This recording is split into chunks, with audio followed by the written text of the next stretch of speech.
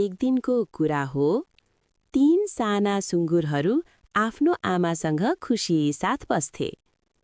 एक दिन आमाले माया गर्दै भनिन्, मेरा प्यारा बच्चाहरू, अब तिमीहरूले आफ्नै घर बनाउनुपर्छ। मिहिनेत गर र सुरक्षित बस। पहिलो सुँगुरले परालको घर बनायो। घर छिट्टै बन्यो। ऊ खुसी भयो र खेल्न गयो।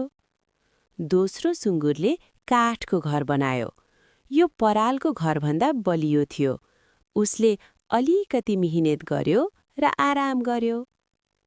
तेस्रो सुँगुरले धेरै मिहिनेत गर्यो। उसले इँटाको घर बनायो। घर बनाउन धेरै समय लाग्यो, तर ऊ हार मानेन। एक रात एउटा ठूलो नराम्रो ब्वाँसो आयो। उसले परालको घर देख्यो। ब्वाँसोले भन्यो, सानो सुँगुर, ढोका खोल। सुँगुरले भन्यो, होइन, म ढोका खोल्दिन। ब्वाँसोले भन्यो, म फुक्छु र तिम्रो घर ठालिदिन्छु। ब्वाँसोले फुक्यो, परालको घर ढल्यो। सानो सुँगुर दौडिँदै काठको घरमा गयो। ब्वाँसो काठको घरमा पनि आयो। उसले फुक्यो, काठको घर पनि ढल्यो। दुवै सुँगुरहरू डराएर इँटाको घरतर्फ दौडिए।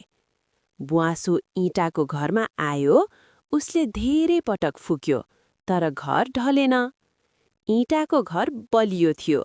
ब्वाँसो थाक्यो र त्यहाँबाट गयो। तीनै सुँगुरहरू सुरक्षित भए। उनीहरू खुसी भए र एकअर्कालाई अँगालो हाले। उनीहरूले एउटा पाठ सिके।